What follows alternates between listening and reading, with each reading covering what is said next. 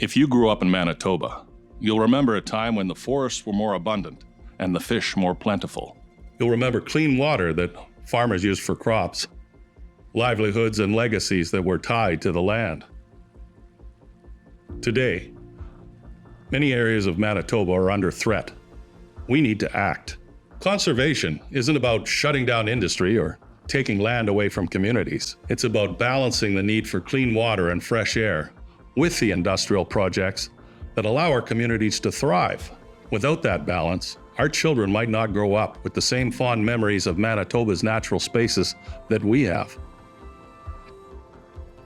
3 years ago, Manitoba committed to protect close to 1/3 of its lands and waters by the time the decade is out.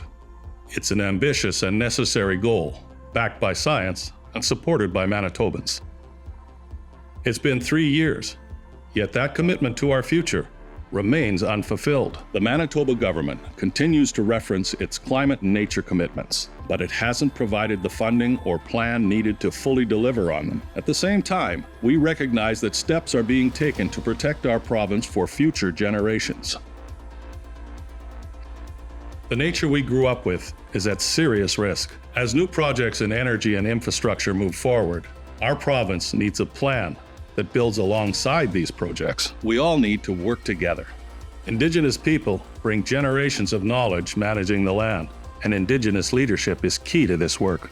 We all care about these natural areas, which we all depend on each day for our well-being, sustenance, livelihoods, and so much more. The Manitoba government has committed to an action plan to protect nature. What we don't know is if it will be backed by the funding required to make it happen. Our province has a chance to lead the nation in balancing nature, culture, and sustainable economic activities. To be the province that turned a once-in-a-generation promise into a plan for the next generation. Manitoba committed. Now it must deliver. Share your voice at MBforNature.ca.